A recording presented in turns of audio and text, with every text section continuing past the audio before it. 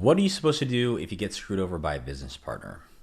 Unfortunately, I have to make this video because so many people are telling me that they've actually gotten screwed over by a business partner. Here's what I will say. First and foremost, I actually understand how that feels, and it really is not your fault. And I'll kind of explain what I mean by that. People that get screwed over in business, for the most part, okay, there's two people that get screwed over in business. There's somebody that is like a dickhead and gets screwed over because they do deals with the wrong people. Okay, that's the first thing. But the large majority of the people that I've talked to, and if you've reached out to me, I appreciate you for being like very transparent and vulnerable. They have gotten screwed over because they have a big heart. They believe in people. They believe people's words. They have zero kind of negative thoughts and skepticism towards somebody. So they'll give their heart and soul into a business, a venture, into an individual. And it sucks when you'll spend months and years and hundreds of thousands, if not millions of dollars down the drain to do this thing. Because what happens is you break, and you break internally, mentally, and emotionally, even spiritually. And that's the reason why I'm making this video today, because it's very difficult to find that fight back. It's very difficult to look at the brutality of the truth. And the truth is, you got screwed. The truth is, nothing's going to change that reality. And it sucks. There's going to be no words that's going to make it any better. You're not going to get any feel good, hey bud, you'll be fine type of content today. But what I will tell you is the truth. You're going to have to fight very hard to believe in yourself again.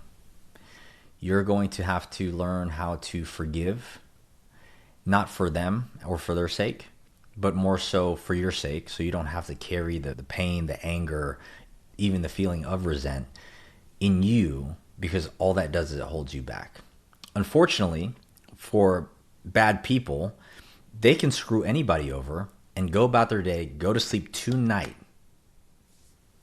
without a doubt, without anything on their mind, because that's what makes them bad people. They have no conscience. That's just how they operate. That's normal for them.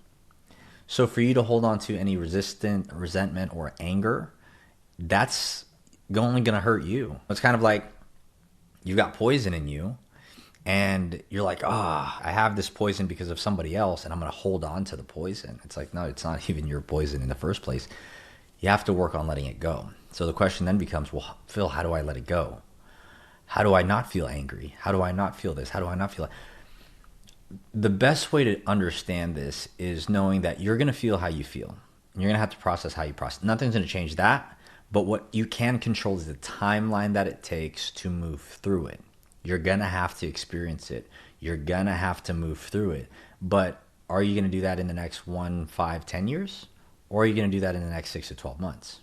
That's going to be up to you. And I would say give yourself a solid 6 to 12 months. That's aggressively attacking it. But you have to also know there's going to be a lot of growth that happens in that time. So it's not like you're stuck for 6 to 12 months or 1 to 2 years. You're going to be making progress, but the fight, that internal battle, is probably going to be around that time. And the first step is to accepting what happened and taking ownership and accountability that you did have a part to play in it. That is just the truth. And you have to also know you only knew what you knew. And it's one of those things where if only I knew then what I know now. The only way we get that wisdom is by going through the trial. And so you got to understand that it had to happen, and it's happening for you. It didn't happen to you, as shitty as it might feel. Because what that's doing, depending on what you do with the pain, is it's going to create a version of you that in the future will serve you. Maybe there's a bigger partnership down the road that if you take that partnership and you don't have these like red flags or signals, could totally destroy your life. But because of this one smaller thing, gave you the wisdom to look at business and life different, that thing may not actually happen in the future. So we never understand what God, life, or the universe has prepared for us and why we're going through these trials. But you just have to trust and have faith in the process, that it's all happening for you. And this is where a lot of people will go to God.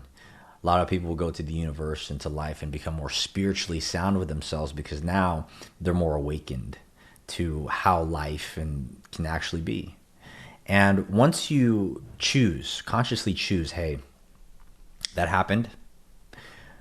I may not feel it now. I may not understand why it's happening, why it's happened, why it had to happen to me. But I consciously choose to decide that it happened for me.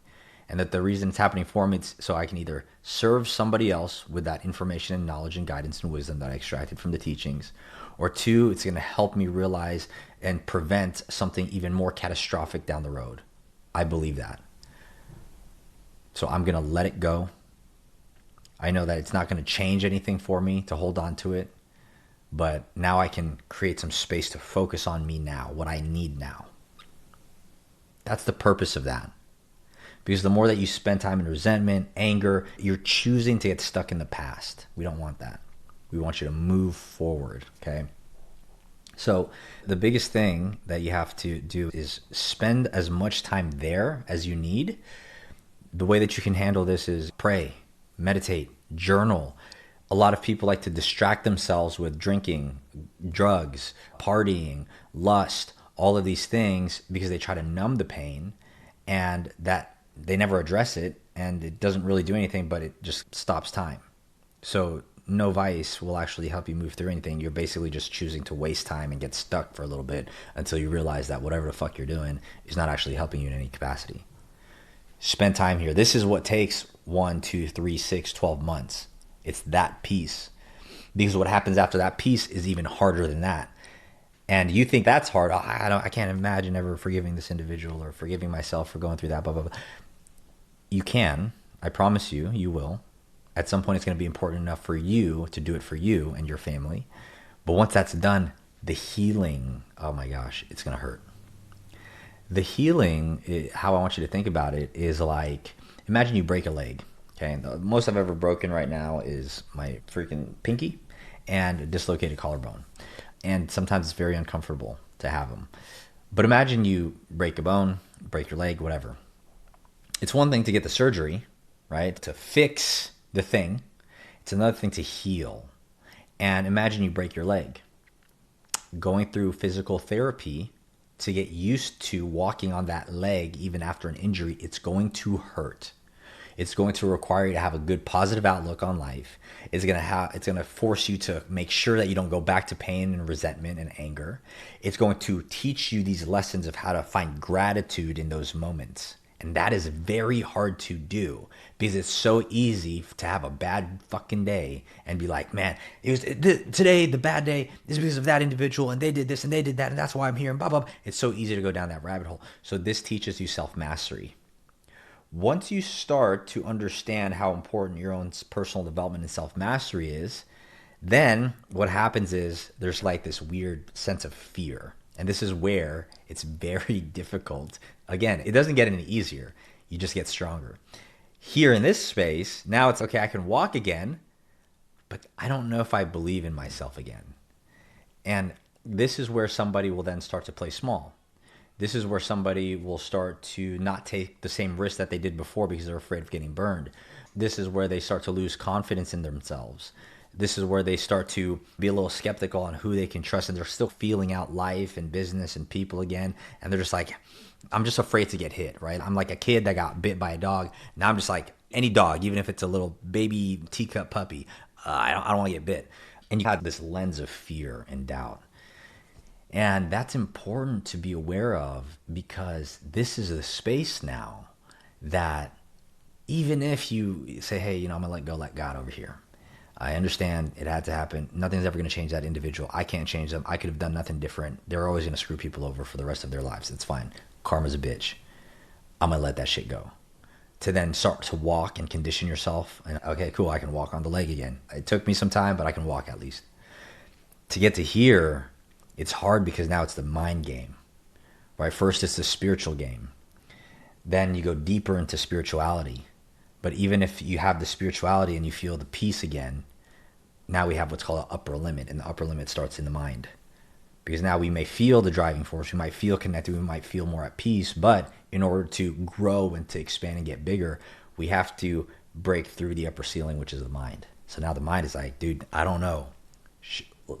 We just got good again. Let's just wait a couple years. Let's just ride this shit out. And eventually, maybe, like when we're really, really good, really confident, when we've stacked up and done all these things and we're really at a certain level, let's take a risk then. That's the same small mentality though. Before all the bullshit that kept you small before your big breakthroughs in that first business. You see what I'm saying? So now the mind will play small. So in order to break through, and you're going to feel some success here, by the way, you're going to make some money, you're going to launch the business, you're going to get something, but then you're going to hit that upper limit where it's like, fuck. It's like I'm working and working and working, but I can't seem to break through. It's like I can't catch up. And that's the space where you have to become very aware when you like have, it's a very quiet whisper, the calling. Something, God, life, the universe is going to call to you and be like, hey, you're ready now to go to the next level. And it's going to be a very faint whisper. It's going to be like, did somebody call my name? Did I hear something? Or it's going to be a thought that just randomly shows up in the middle of nowhere and you're like, oh, that's weird, go big, whatever. And you're going to overlook it. It's going to be a dream that you had that you don't remember. It's going to be something where you look out into the distance and you see this vision of the future, and then you look back to life and reality and you go back into fear state. That calling to believe in it again and to help cultivate it, nurture it, make it grow, help it grow, is the difference between somebody who will be that one-hit wonder because they let the pain in the past affect who they see themselves as today and who they can potentially be in the future, and the individual that's like, man, that happened for me. It's part of my underdog story, and that's what's going to make me great. And then to choose, again, to risk it all in this space, knowing it's no longer a risk because I'm better than I was before. I'm smarter than I was before. I have more wisdom now than I did before. We have to know that about ourselves here. But because we've been in defense and survival mode just to get to this level of healing, we're still stuck on making sure we're healing and we're not holding on to anything there, but we forget that we're strong now. You know, it's kind of like, imagine somebody going to the gym for like a year and they're doing everything right and they're doing everything, but they went to the gym because they got broken up with or something. Something happened with a relationship. This is a great example. Something happened with a relationship. They start going to the gym. They start getting jacked, right? They're eating good. They're going to the gym. They're handling their disciplines. So they're getting the results, but their mind is still stuck in the pain of the relationship. And they're like, man, I can't believe she cheated on me. I can't believe she took advantage of me. I can't believe this. I can't believe that. They forget to see themselves in the mirror now, even in this space. And it's so important to see yourself in the mirror in this space, because you are not where the mind is trying to take you, but you must command the mind to look forward to the future in that vision of self, because now that serves as inspiration to say, I am who I am, I was who I was, and that's who's going to make me who I'm going to be. And all of these parts of me are all accepted and are all needed. And I'm ready now to believe in myself, to truly cut off the past, and to truly now orient myself towards the future, and to truly say, I'm getting after that, whatever it takes. And this time I'm going to be smarter. This time I know more.